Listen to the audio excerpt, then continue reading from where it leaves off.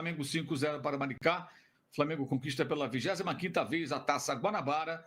Terceiro troféu, ganho com Felipe Luiz como técnico, ele que só sofreu uma derrota até agora, então ele tem 3 taças no currículo e um jogo apenas no qual saiu batido, que foi aquele Fla-Flu do Brasileiro do ano passado. Uma atuação de gala, adversário frágil, é verdade, mas se pré-temporada... Meus amigos, que show de bola. É uma outra maneira de classificar a apresentação do Flamengo hoje. Pode acontecer do Flamengo também sobrar em relação a todos os adversários? Eu acho que ele pode sobrar na parte de espetáculo de show, mas ele tem outros fortes concorrentes ao título brasileiro para a gente ficar na competição de pontos corridos. Salve, salve, nação! Vambora com mais um vídeo aí, né? Falando sobre o nosso Flamengo. O Flamengo, pela 25ª vez, é campeão da Taça Guanabara, né? Além do show dentro de campo, né? Um placar de 5-0 diante do Maricá, né? Que foi, podemos falar que foi um jogo treino. Mas acho que o ponto importante do jogo é que esse time, a cada jogo, está deixando o seu torcedor orgulhoso. E, obviamente, o Felipe Luiz não fica muito atrás, né?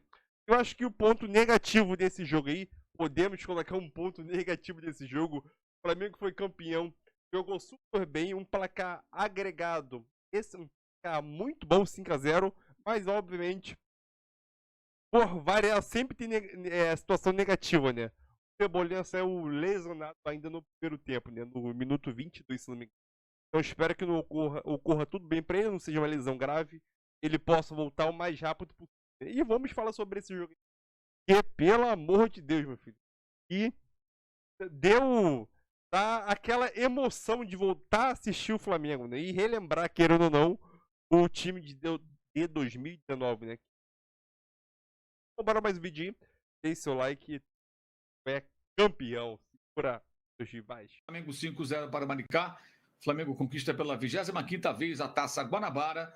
Terceiro troféu, ganho com Felipe Luiz como técnico, ele que só sofreu uma derrota até agora, então ele tem 3 taças no currículo e um jogo apenas no qual saiu batido, que foi aquele Fla-Flu do Brasileiro do ano passado. Uma atuação de gala, adversário frágil, é verdade, mas se pré-temporada, se estadual é pré-temporada, se pré-temporada serve para ajustar a equipe, o Flamengo vai fazendo muito bem o seu serviço e vai aprimorando sua equipe, dando ritmo, dinâmicas interessantíssimas, movimentação, a pressão pós-perda, perde a bola, apetite pelo gol, 2 gols no primeiro tempo, 3 no segundo, quem vem do banco quer mais. Você vê que o Flamengo marcou um gol hoje com Gerson, outro gol com Léo Ortiz, já no segundo tempo de Arrascaeta, depois dois jogadores que vieram do banco, Luiz Araújo e o Matheus Gonçalves, marcaram com uma assistência do Wallace Ian, que também veio do banco no segundo tempo, e o Flamengo consegue uma vitória muito, muito convincente, levanta a Taça Guanabara, faz a melhor campanha, passa como líder dessa fase de classificação, que é a Taça Guanabara, para a próxima etapa do Estadual do Rio de Janeiro. Volta Redonda é o segundo, foi batido pelo Boa Vista, mas fica em segundo, e agora disputa pelo terceiro e quarto lugares. Botafogo e Vasco vão se enfrentar, a tendência é um matar o outro, os dois morrerem abraçados. O Fluminense deve vencer o Bangu, que já está rebaixado, e aí o Fluminense deverá pegar uma das vagas, terceiro ou quarto. Se for o quarto, pega o Flamengo, se for o terceiro, pega o Volta Redonda, mas há uma possibilidade de exemplo do que aconteceu em 2024, Flamengo e Fluminense jogarem a semifinal do campeonato. No ano passado, o Flamengo levou melhor nos 2 anos anteriores, fazendo as finais. O Fluminense foi bicampeão e nos 2 anos anteriores, fazendo a final, o Flamengo foi tricampeão, porque já havia sido campeão em 19 também, derrotando o Vasco naquela final de campeonato estadual do Rio de Janeiro. Então, o Fla-Flu vai se apresentando como muito provável, embora existam outras possibilidades, combinações diversas aí que podem mudar esse cenário. Atenção para o detalhe, hein? Flamengo e Volta Redonda classificados, amanhã saem os outros 2, e a federação já antecipa que fará os jogos semifinais, jogos de ida, sábado e domingo. Então, jogo domingo de carnaval. Eu imaginei que fosse fazer sexta e sábado. Vejamos, a ideia é fazer sábado e domingo, formação dos colegas da Rádio Tupi do Rio de Janeiro, porque domingo a polícia é toda mobilizada para cuidar de blocos, da cidade Tá no, né? Sábado já é movimentado. Domingo, então, tem desfile de grupo especial na Marquês de Sapucaí. Então, é pouco provável, sei lá, não sei se vão autorizar o jogo no domingo. Aí poderiam ser jogos na sexta e no sábado, né? Seria assim, algo razoável. Mas vejamos como será, se vai manter essa ideia de jogos no sábado e no domingo, a Federação do Rio de Janeiro. Depois tem jogo no outro final de semana. Também poderia fazer o seguinte, um jogo sábado agora, um jogo na quarta, aí depois um jogo sábado e um jogo domingo. Também é uma possibilidade, poderia fazer assim. Vejamos o que quarta de cinzas, né? O que fará a Federação do Rio. Aí depende também, importante que ele disse sobre o gramado sintético, né? Tem que ser grama natural e tem que ser bom. Sai quando precisar, põe um gramado novo, conserta o gramado, enfim, paciência. Eu penso também, já manifestei minha opinião ontem no Posse de Bola, aqui no canal, no blog, enfim, e da base. Ou seja, se na base você não tem recursos para ter um bom gramado, ele prefere que tenha um sintético do que gramados ruins. Ok. Agora, profissionais ou base de time grande deveria ter sempre bons gramados, né? Enfim, vamos em frente. Meus amigos, que show de bola. É uma outra maneira de classificar a apresentação do Flamengo hoje. E eu não estou nem falando da goleada. Sinceramente, eu não estou falando da goleada. Eu estou falando do jogo. Do jogo que esse time do Felipe Luiz pratica. Que é um colírio de se ver. Que é a equipe que joga o futebol mais próximo daquele Flamengo de Jorge Jesus. Um futebol que tem gente que segue dizendo que é posicional. Até o Léo Ortiz, outro dia, disse que é importante manter a posição. Léo Ortiz, manter as posições não quer dizer que o jogo é posicionar, é guardar determinadas posições. Vê a liberdade que você tem. Vê se você no jogo posicional que praticaram o Tite, o Sampaoli, o Paulo Souza e o Domenech, você ia ter a liberdade com que você está jogando agora e desfilando todo o seu enorme futebol. Porque o Felipe Luiz o Léo Ortiz é um cracaço. Não à toa o Zico o homenageou recentemente, lá no Urubu, dizendo que adoraria ter jogado com ele. Então, meus amigos, o que encanta nesse Flamengo vai muito além dos títulos, vai muito além das taças.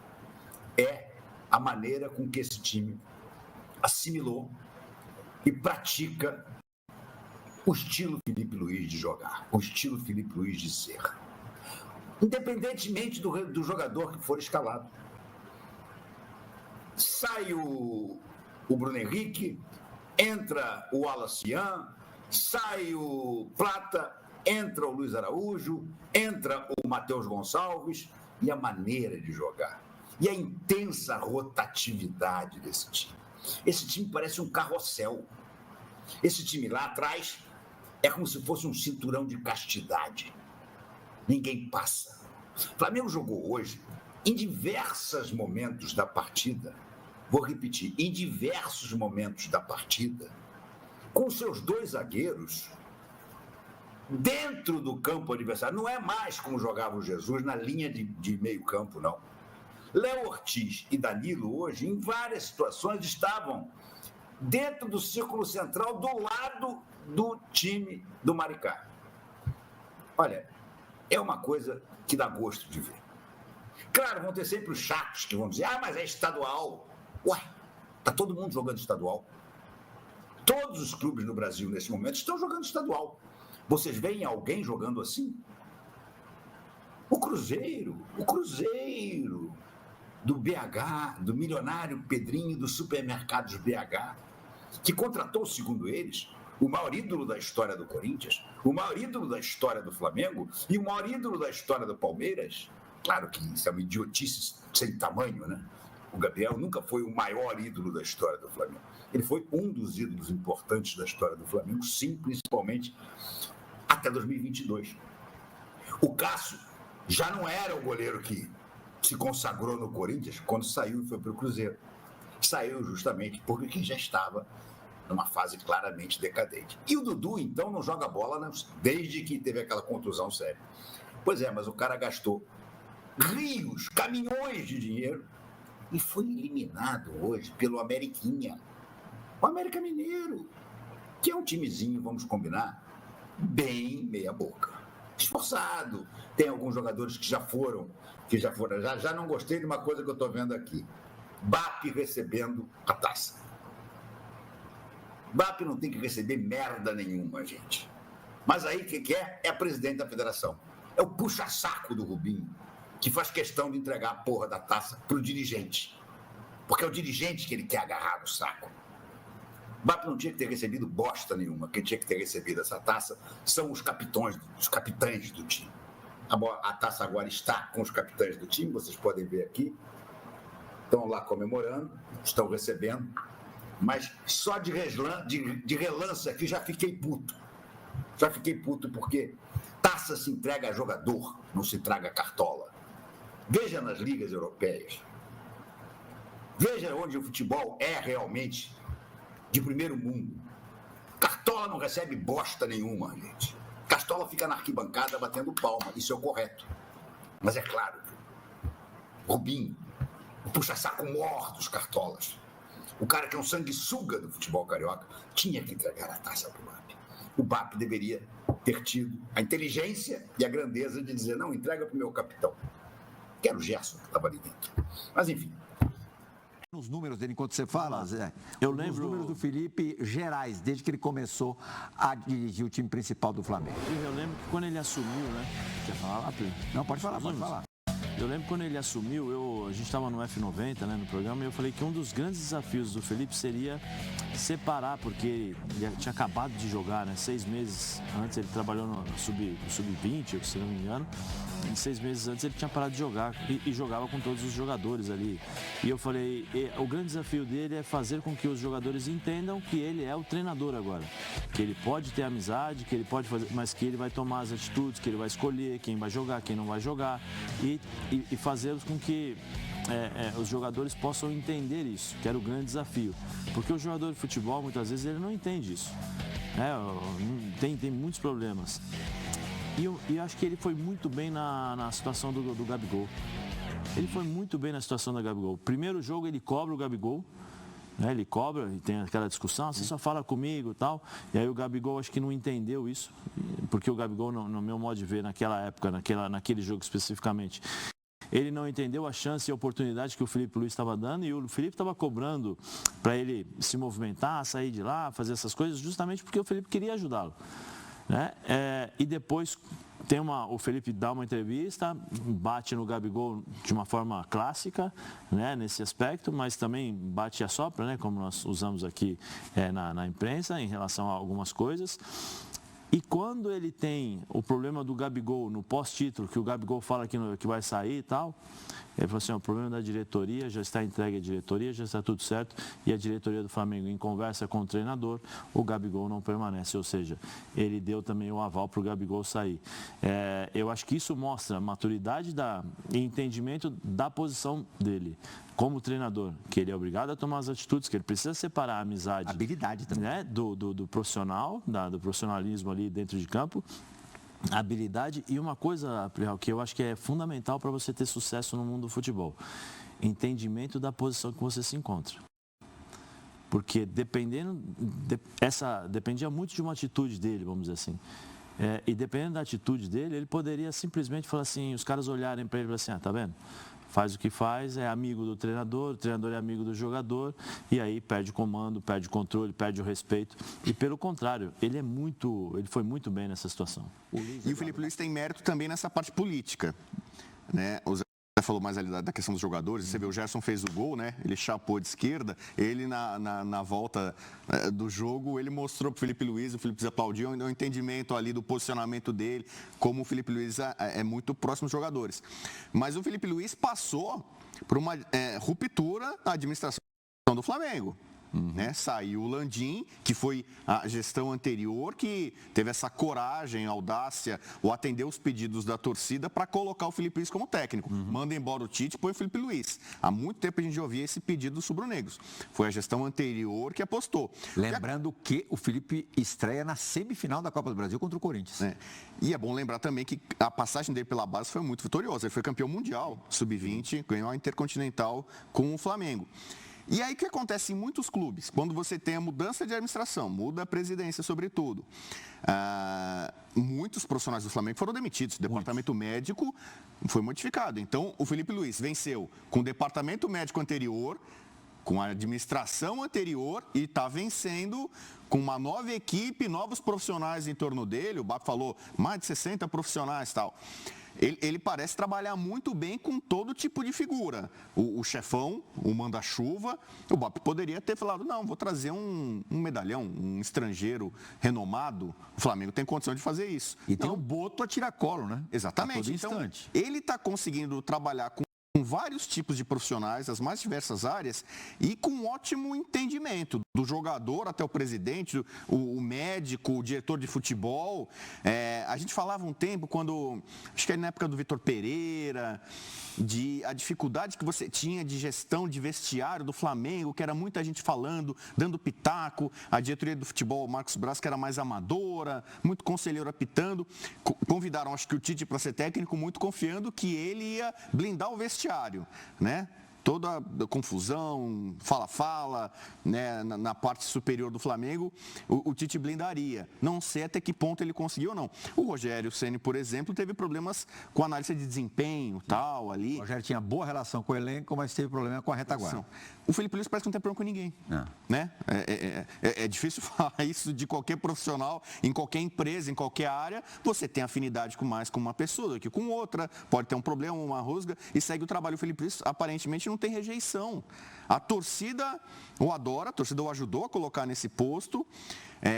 Diretores da antiga, diretores atuais, profissionais que saíram, profissionais que estão chegando, todo mundo fala bem e se entende bem com o Felipe Luiz. Então, um tremendo do mérito para ele, né? Por isso que eu ainda prefiro elogiar nesse momento mais o Felipe Luiz do que o BAP, que vai ter ainda muitos desafios pela frente para a gente ver. Você pensa parecido comigo, você falou agora há pouquinho, acho que foi na tua primeira participação, inclusive, que você enxerga, você vislumbra muito mais o Felipe trabalhando na Europa do que qualquer outra coisa. Claro, depois de fazer história no Flamengo, o torcedor do Flamengo não fique chateado conosco, mas ele tem tudo para isso porque ele já é uma figura conhecida na Europa, no Atlético de Madrid. Imagino que no futuro ele tenha portas abertas, porque muita gente já, Zé, liga o nome do Felipe à seleção brasileira, pela carência que a gente tem de nomes aqui, pela situação da seleção brasileira nas eliminatórias. O Dorival, a gente sabe que está pressionado, e aí não estou dizendo que ele vá cair, ele tem 2 jogos agora que são super importantes contra a Colômbia e a Argentina.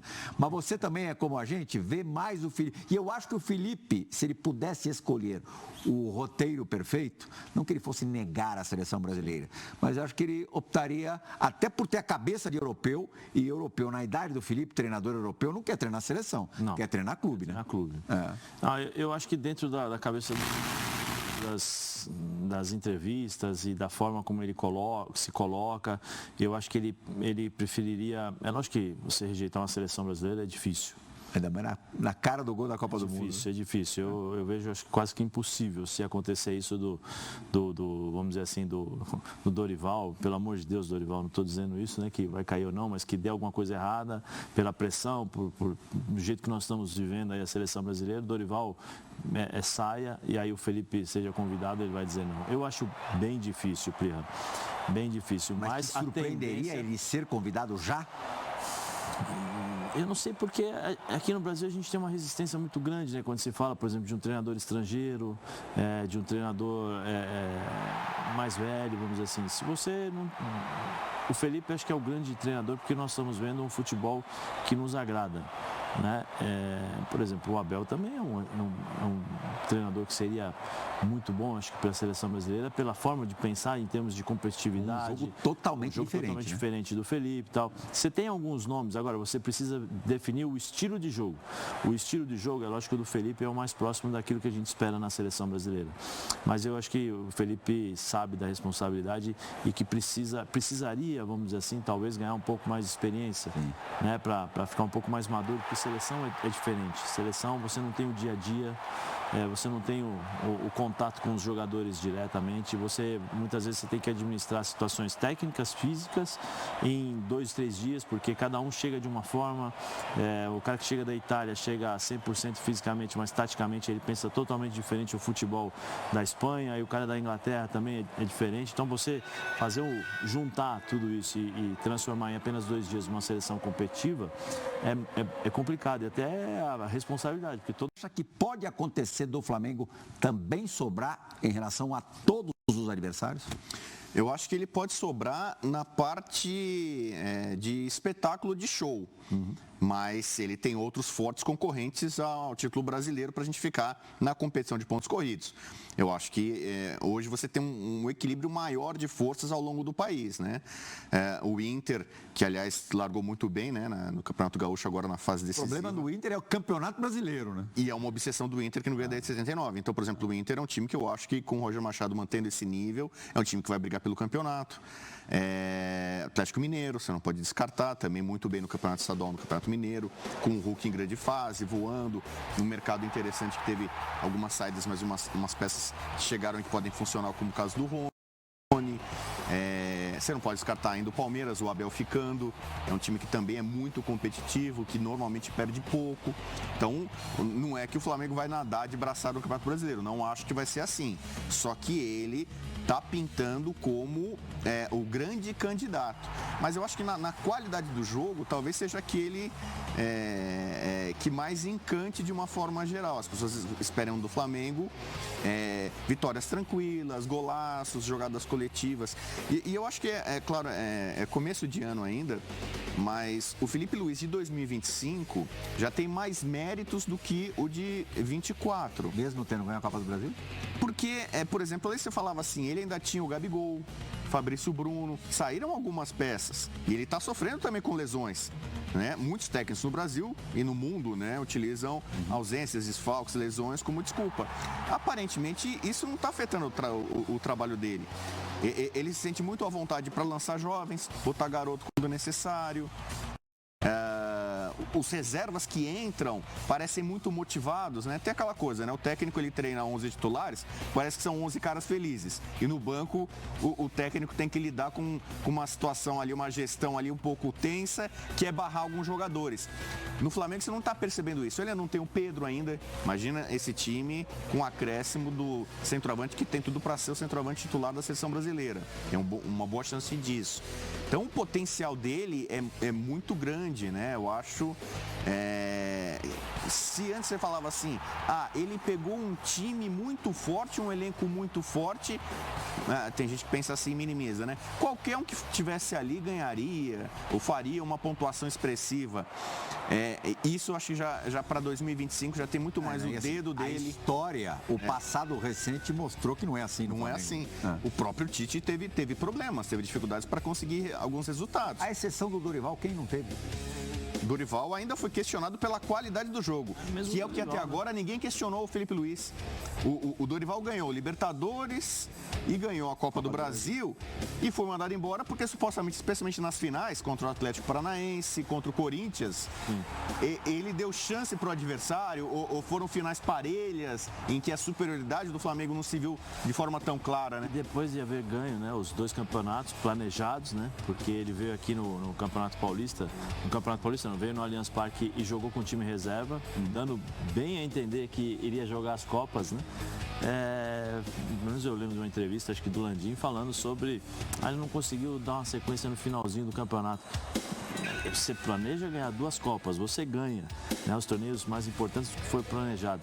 É natural ter um relaxamento faltando 4 rodadas para acabar o campeonato. E aí usaram desse artifício, né, para poder mandá-la embora. Né? É bom falar que o título da Taça Guanabara, que eu falei aqui, é simbólico, hoje em dia menos importante do passado, mas já te dá uma boa vantagem para as finais do estadual. Flamengo campeão, melhor campanha, ele tem a vantagem do... Então, é isso aí, nação. Mais um vídeo para o canal, né? Flamengo campeão aí da Taça Guanabara pela 25ª vez aí. Além da situação de Cebolinha, que saiu machucado ainda no primeiro. O Flamengo dá aula de jogar bola. Nenhum time do futebol brasileiro tem apresentado o mesmo futebol que o Flamengo. Tem apresentado o mesmo futebol que o Flamengo está fazendo acontecer em 2025. Felipe Luiz, sim, é o melhor técnico do futebol brasileiro. É o melhor técnico. Né? É o técnico que consegue apresentar um futebol vistoso. Um futebol que dá prazer a qualquer pessoa assistir. Não só o torcedor do Flamengo, obviamente, mas os rivais também, né? Como o Neymar chegou. Acho que o Neymar... Santos. O Neymar chegou no Santos. Mesmo a gente não sendo torcedor do Santos, a gente vai assistir por causa do Neymar. E o Flamengo é a mesma coisa. Dá prazer de assistir o Flamengo novamente, né? É um time muito bem qualificado, muito bem treinado, sabe o que tem, altera a formação da equipe, consegue jogar em várias formações diferentes. Os jogadores que entram dá conta do recado, sendo titulares ou reservas. Então, eu te falar uma coisa. Esse Flamengo de 2020 promete e promete muito. Esse do ano é muito promissor, sabendo que o Campeonato Carioca já falou que não vai estar os jogadores no estadual, porém é aquilo que o Flamengo vem fazendo e agora vai entrar semifinais do estadual diante Vasco, né? Então é aquilo. Tá tranquilamente com quase certeza que o Flamengo esse Carioca já tá garantido, já tá no papo do Flamengo. Então é agora esperar o Flamengo vai enfrentar, porque sinceramente o Mengão pode papar tudo, pode, mas acho que é muito cedo. Ignorância da gente, nossa parte, o Flamengo vai conquistar tudo, porque futebol é dentro de campo, né? Então o Flamengo tá assim, evoluindo muito, tem muito que melhorar, como o próprio Felipe Luiz falou no seu coletivo. Porém, é aquilo, a expectativa do Flamengo, torcedor do Flamengo, esse ano de 2025 é gigantesco. Então, espero que esse primeiro semestre aí, o Flamengo sim conquista várias coisas, obviamente. Classificar em primeiro no seu grupo na Libertadores e manter ali, pelo menos no primeiro ou segundo pelotão ali do Brasileirão, primeiro ou segundo lugar do Brasileirão, né, ainda no primeiro turno. E brigar pelo título do Brasileirão, que o Flamengo tem todas as condições. De 2019 para cá teve condição, mas, obviamente, 2020 antes não ficar na primeira colocação, né? Só o ano passado que ficou uma rodada na primeira colocação, né? Após não sei jogos aí, quantos anos, mas a expectativa assim que o Flamengo jogar, né? Tô meio rouco aí, o microfone tá meio com problema aqui, mas nos próximos vídeos aí a gente melhora aí. Beleza, tamo junto, e a nós nação e Mengão é campeão, moleque.